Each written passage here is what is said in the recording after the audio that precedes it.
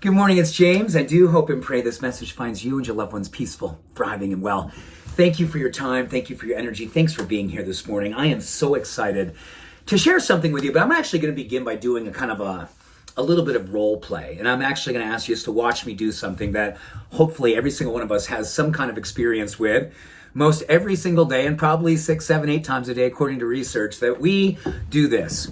We walk into our kitchen, right? We're walking into our kitchen. We're heading for the pantry or we're heading for the refrigerator, and we just open it up and we just kind of look at it. Like, let's say this is the refrigerator. You look in and you go, what am I doing here? Am I looking to feed my cravings? I'm looking to satisfy my boredom? Or do I have an ROI in mind? Yes, I mean, I got a little bit forced right there, but if you have an ROI in mind, that might be, I want to have a return on my intention. I open up the door, I say to myself, I want to have a return on my intention for energy, for peace, for love, for grace, for acceptance, for inclusion, for patience, for compassion. That's my return on my intention. So how do I bring that forward? I look at the ROI of what I'm ready to bring out of the pantry, what I'm ready to grab out of the refrigerator, and that's my ROI, return on ingestion. Food is medicine. Hippocrates once said, let medicine be thy food and let food be thy medicine. I'm going to walk you through this morning 4 powerful neurochemicals that when you have an ROI, when you walk into the pantry, you walk into the grocery store, you walk into a place where food is being served, ask yourself that question: what is my ROI? What is my intention? How would I love this food to be going into my body and giving my mind, my body, and my spirit an opportunity to rise into the moment by moment by moment by moment? Let's talk first about serotonin. It's probably the most popular one that people tend to think about a lot when it comes to happiness and contentment and being centered. Absolutely critical. Fermented foods are amazing for this. Whole grains, ideally gluten-free. If you like poultry, it's a great building block for this.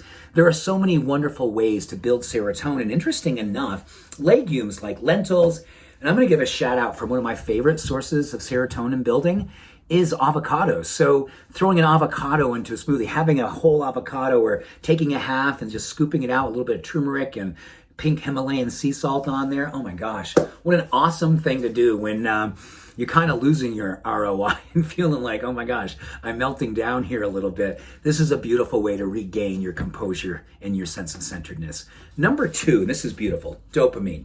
Focus, motivation, energy, simply built by actually doing things with fish, with nuts, with seeds, and fermented dairy products. So like a good full-on fat yogurt actually is a great builder of dopamine.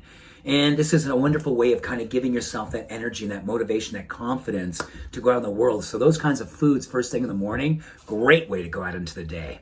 Number 3, acetylcholine. It's about mental fitness and optimism and associated with emotional resilience. So when you know you're under stress, you know that you're just, you got a lot of stuff going on and a lot of stuff going on around you, and you want to fortify yourself so you can navigate to the best of your ability, make sure to build your acetylcholine with things like oatmeal, nuts, whole grains. Shout out for sesame seeds. I love tahini, putting that on whole grain bread, a little bit of avocado toast. Oh my gosh. Oh my gosh, it's amazing. And that acetylcholine doesn't get a lot of press in the circles of wellness. But when you dig into the science, you realize, oh my gosh, my acetylcholine levels, I got to keep them strong. I got to really fortify my emotional resilience because it's not easy to be navigating the world right now. Think about that when you open the refrigerator door or walk into a space and you want to carry grace. Number 4, norepinephrine.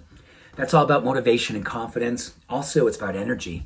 Things like eggs, dark chocolate, yes, above 70%, dark green leafies, and apples. Oh my gosh, apples. An apple a day helps to keep the mental fitness at play. Would that work? It's a beautiful time to step back and think to yourself, how can I have my ROI, my return, my intention be fortified and built with a level of self-reverence, self-compassion, self-care, self-love, and utilize food, leverage food to have it be the medicine to help you build your mind, to fortify your mental fitness, to help with your emotional resilience. So each and every day, you can show up and be who you want to be, who you really are, the change we need to see and be in the world. Yes, an ROI, but a beautiful way to lead each and every day. Much love, every blessing. Have a beautiful day. Bye for now.